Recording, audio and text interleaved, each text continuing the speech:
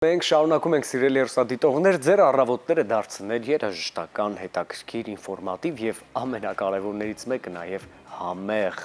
Այո, ու այդ համեղ բացահայտումների ընթացքում այսօր մեր խոհանոցում հայտնվել է մեր արդեն սիրված հյուր Փեփրոնեն, բարի լույս։ Բարի լույս, սիրելիներ։ Սիրված ու շատ սպասված, որովհետեւ Շնորհակալ եմ միշտ ինձ հյուր ընկալելու համար։ Սիրո, որովհետեւ ձեր ամեն այցից հետո մենք ազգային խոհանոցի մի նոր հետաքրքիր բաղադրատոմս ենք բացահայտում, ինչպես այս անգամ։ Այո, այսօր էլի պատրաստելու ենք ազգային խոհանոցից, բայց աղանդեր, մեր շատ հին աղանդերներից մեկն ենք պատրաստելու, կոչվում է սև մարգարիտ։ Սև է կոչվում, որովհետև սալորաչրով են պատրաստել, բայց մենք որոշել ենք մի քիչ էքսպերիմենտներ անել եւ ներառել նաեւ խնձորիչիր։ Իդեպ հեռուստադիտողներին հուշենք, որ կարող են տարբեր տեսակի ջրեր օգտագործել, դեղցի, տանձի, թզի նույնիսկ, ու շատ համեղ է ստացվելու։ Շատ պարզ է ամեն ինչ, սկսելու ենք ընկույզը մանրեցնելուց։ Ես ձեռքով կանեմ, բայց եթե տանը հարիչ կունենաք, շատ ավելի ցանկալի է, որովհետև մեզ պետք է, որ ընկույզի մեջ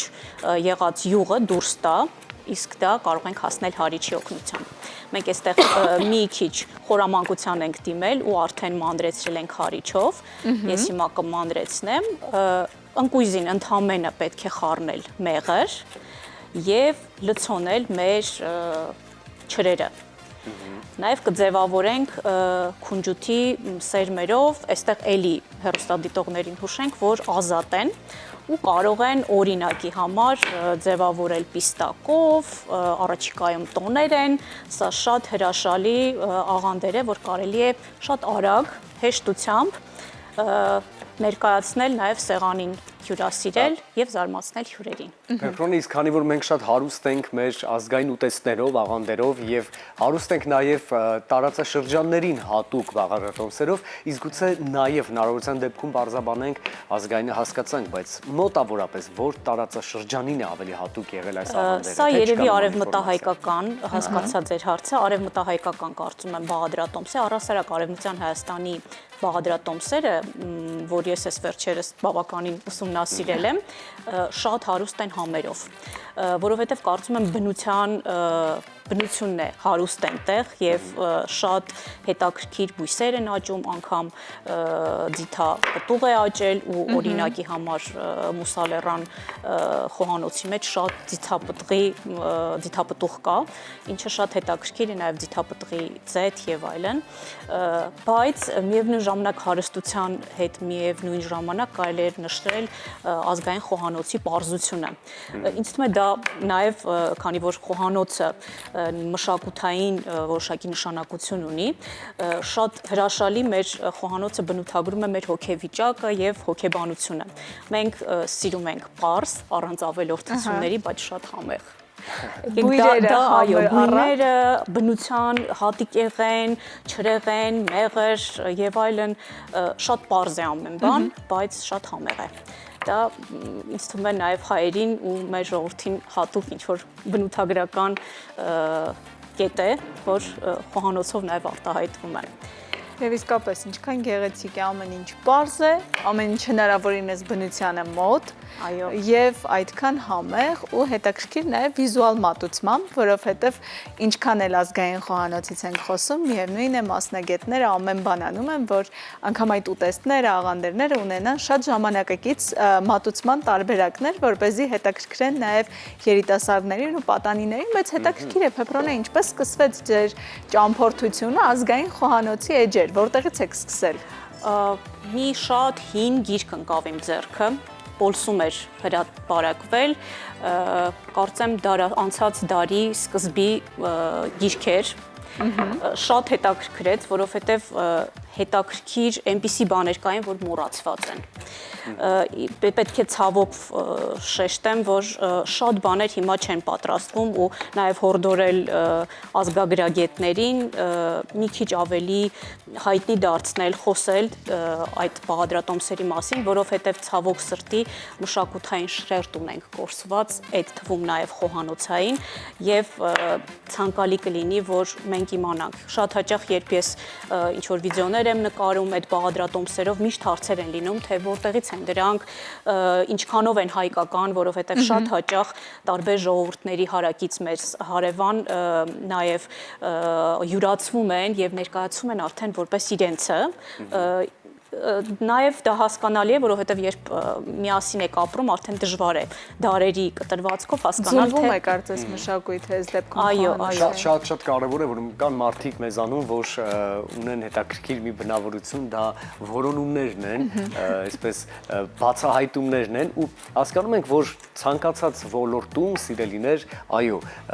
այսպես հնեցումները, որոնք մենք համարում ենք, որ այլևս վերջ, գուցե դրանք էլ չեն օգտագործվում, բայց արի ուտես, որ գալիս է ճիշտ բա, եւ հասկանում ես, որ դա լավագույն նորն է։ Լավագույն նորը, մոռացված հինն է շատ հաճախ ու թե խոհանոցում, թե նորաձևության մեջ մենք անդադար տեսնում ենք, որ թրենդները, այսպես ասած, վերադառնում են, կրկնվում են ու 1-2 դետալ փոփոխման դեպքում դառնում են ծայրաստիճան ժամանակակից։ Այո, ես մանրեցրեցի արդեն ընկույզը, մնացածը կթողնեմ, որովհետև մենք արդեն ունեինք նախապես մանրեցված, այստեղ կավելացնեմ մի փոքր դարչին, սա ի դեպ իմ իմպրովիզն է, դասական բաղադրատոմսի մեջ չկա դարչին, բայց կարծում եմ շատ հետաքրքիր է, մի անգամ փորձել եմ, ինձ շատ է դուր եկել, մի փոքրիկ դարչին կավելացնեմ այստեղ եւ ամենակարևոր բաղադրիչը, որ կմիացնի մեր ընկույզը եւ ամբողջական մասը կստացվի, դա մեր մեղրն է։ Շատ լավ է, որ ջրիկ է, ավելի հեշտ կանենք այս գործողությունը, մի բան էլ ուզում էի նշել, որ սա մահքի շրջանում շատ հարմար աղանդեր է, քանի որ կենթանական որևէ մթերք չի պարունակում եւ պահքի ընթացքում կարելի է օգտագործել պահոց շրջանի համար շատ լավ տարբերակ է։ Սա նաև կարող է զարդարել ամանորյա սեղանները, լավագույն ձևով։ Այո, իզուր չէ, որ որոշեցինք այսօր ավանդական, բայց նաև տոնական բաղադրատոմս ընտրել։ Այստեղ ուղղակի լավ կխառնեմ եւ կսկսեմ լցոնել արդեն չրերը։ Ու երբ սկզբում արդեն նշեցիք, թե ինչ բաղադրիչներ են մեզ անհրաժեշտ, կարծում եմ դրանից հետո մեր հեռուստադիտողներին այլևս կարիք չկա նշելու, թե ինչ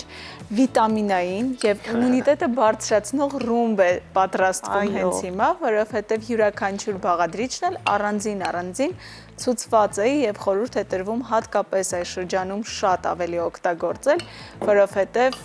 պահպանում են, վերականգնում են մեր իմուն համակարգը եւ հնարավորություն են տալիս խուսափել տարատեսակ սեզոնային բակտերիաներից ու վարակներից։ Իսկ սեզոնային վարակները հիմա մեզ ամբողջ աշխարհում ուղեկցում են գրեթե ամբողջ տարի։ Այո։ Դերևս մեր մանկության տարիներին գարունն էր ինչ-որ համարվում, այսպես սեզոնային։ Եւ ձմեռը երբ մրսում էին։ Այո։ Բայց հիմա արի ուտես, որ մի ամբողջ տարի այո պարտավոր ենք հետևել նման կարևոր եւ օգտակար բաղադրատոմսերի տաղանդավոր մարդկանց կողմից։ Ինչ փուլում ենք, սիրելի Փետրոնե։ Ես արդեն լցոնում եմ խնձորը։ Տեսեք ինչ գեղեցիկ է նայվում, կարող եք ձեռնոցներ ի դեպ հագնել, ես էլ հիմա երևի անեմ, որ ավելի գեղեցիկ լինի, որովհետև շատ կարևոր է, օրինակ ես շատ կարևորում եմ, թե ուտեստը ինչպես է մատուցված։ Պետք է համեղ լինի, համաձայն եմ, բայց շատ լավ կլինի, որ նաև գեղեցիկ լինի, հատկապես երեխաներին գայթակղելու համար, որովհետև երեխաները ավելի քմահաճ են, իհարկե գայթակղությունների իրենց համար ավելի շատ են, դրա համար մենք պետք է մի քիչ ավելի ստեղծագործ լինենք, որպեսզի շարունակենք իրենց առողջ սնունդ մատուցել, բայց նաև մրցակից լինել ժամանակակից տարբեր անառողջ քաղցրիկներին։ Իդեպ նոր մտածում էի, որ երեխաների հետ նաև պատրաստելու հիանալի բաղադրատոմս է, նրանք էլ կարող են ստեղծագործել։ Այո, լցոնել, անգամ խառնել, եթե տալ ընկույզն ու մեղրը, թող խառնեն, համ կզբաղվեն, համ կօգնեն։ Ինձ թվում է, եթե հյուրերի գալուց առաջ նույնիսկ 15 րոպե առաջ էլ փորձեք սա պատրաստել, որևէ խնդիր չեք ունենա, այնպես որ շատ համեղ է, հիմա հենց վերջացնենք, դուք նաև կփորձեք, եկեք սև սալորն էլ այսպես մեջտեղից պետք է բաժանել ու հիմա կհասկանաք, թե ինչու է կոչվում սև մարգարիտ, որովհետև մենք այստեղ այսպեսի խեցի ենք ստանալու, այո, իդեպ կարող եք նուշ դնել մեջը, ես նաև գեղեցիկ լինելու համար այսպես կթաթախեմ քունջութի մեջ, ու կունենանք այսպիսի գեղեցիկ աղանդեր։ Կարելի է նաև ճրերը փոխարինել արմավով։ Այո, Այս դեպքում, այո, եթե սիրում եք իհարկե։ այո, շատ հայտնի է նաև արմավը, որպես առողջ կոնֆետների բաղադրիչ, շատերն են օգտագործում հիմա։ Ուղղակի մի փոքր քաղցրեմ, կարծում եմ մեր հայկական սալորաչիրը կամ ծիրանաչիրը շատ ավելի նախընտրելի են։ Իմ ֆավորիտները ճրերից իրականում դեղցի եւ կարմիր սալորի ճիրն է։ Շատ համեղ է լինում սա ի դեպ։ Ու ես արդեն պատկերացնում եմ ավելի թթվային այդ ճիրը, թթու համերով եւ քաղցր մեղրը, ինչ հետաքրքիր համադրություն։ Մի փոքր քեզնից։ Չէ։ Նեղվեց ներածա։ Որովհետև դու միշտ նրա մասին ես խոսում, բայց չէ, մրգերից Մրգերից։ Լոլիկա առանձին իր անկյունում խելոք կսպասի։ Բայց ինձ համար միշտ առաջին հորիզոնականում է թզի ճիրը, որովհետև չկա նման բույր, չկա նման երանգներ համային, որ մի այլ տեսակի ճրի մեջ ես դա զգում եմ, տեսնում եմ, այո։